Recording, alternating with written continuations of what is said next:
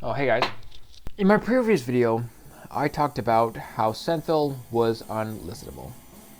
For this band that I'm going to be talking about is far less or even quite listenable. And that band is, surprise, surprise, a band from Greece, Mnima. Now, for those of you who don't know who and what Mnima is pronounced Mnima because they're from Greece and it's spelled out weird. Mnima means tomb in Greek. And Mnima is a raw black metal band that infuses noise into their albums, EPs, and even demos for that matter. And they've been active since 2017. Now, the one album I'm going to be talking about, which caught my attention pretty quickly, is this album here. An album that was released on January 15th, 2022, and is titled Disciples of Excremental Liturgies.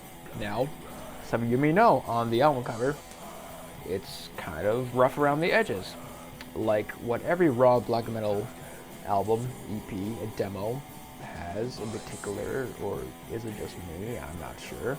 It kind of has that similar vibe, whether it's cutout images, weird font, old English font, like what every raw black metal band has, and they have the logo on top or on the bottom.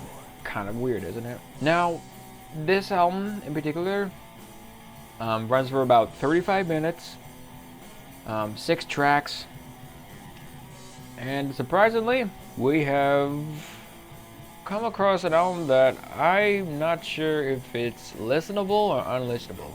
But let's talk about it, shall we? So the first track on here, The Key of 1000 Spirits, starts off with almost like a dungeon synth vibe. It's raw production, lo-fi, which runs for about 2 minutes. Which leads us to the next track on the album, Cosmic Lunacy, which runs for about 12 minutes. And what you get from that song is pretty much raw black metal mixed with noise. The one and only concerning thing, I have to say, this is my least favorite song on the album, unfortunately.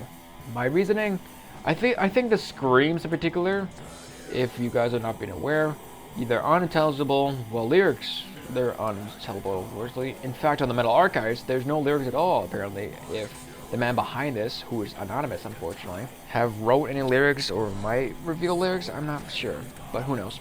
The screams, the lo-fi, gives off that raw black metal energy, but sometimes with the noise in the mix, which is so horrible, it makes me wince a bit of how obnoxiously high the screams are with the distortion here, which my mic is right there, by the way. Just really affects the listener and pretty much overwhelms the listener in general, which kind of gives off that raw and haunting vibe to it. Okay, so it's like, all right, we get it. What's next? And then we get to the middle half of the album, the title track, and the fourth track, which something in Greek I don't know. But surprisingly, the title track, which is the third song by the way, is surprisingly good. Yeah, the riffs are intelligible as well. Like, I can kind of play it if I had to, but I'm not going to play it because I don't want to play my guitar right now. As well as the fourth track on here, which is the song right after the title track, which is surprisingly good as well.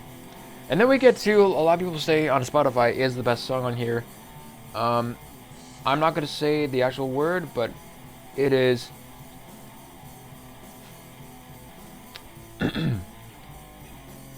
S Necromancy.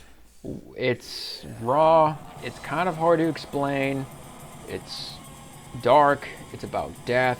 Actually, most of their albums and songs deals with death, which is kind of a strange fact. And then we end off the album with almost like a Orient type dungeon synth outro called Abyssal Curses. And it's whatever, it's meh, and there's nothing really else to it. And that is disciples of experimental liturgies. To me, honestly, I'm not really sure what to really um, give a grade on. I mean, to be fair though, I'm not sure if this is like listenable or unlistenable, but surprisingly, the middle half actually sounds good. My least favorite song, like I said before, is the second song and kind of the fifth song, unfortunately. Which I'm not going to say the first word, but I'm just going to say the second word, necromancy.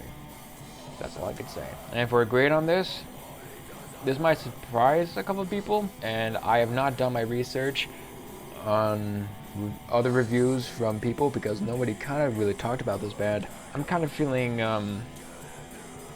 probably 4 or 5 out of 10 on this release, and probably throw the third song, which is the title track, probably onto my Spotify playlist if I had to. But yeah. But for me, honestly, is Mnima listenable or unlistenable? I don't know. You tell me. But yeah, I just wanted to give my thoughts on this album and this band. Let me know what bands I should get my thoughts on as well in the comments. What are your thoughts on this album as well? Did you like it? Did you hate it? What tracks are your favorite? What is your least favorite tracks? What are your honest opinions about this? Um, but yeah, that's all I gotta say.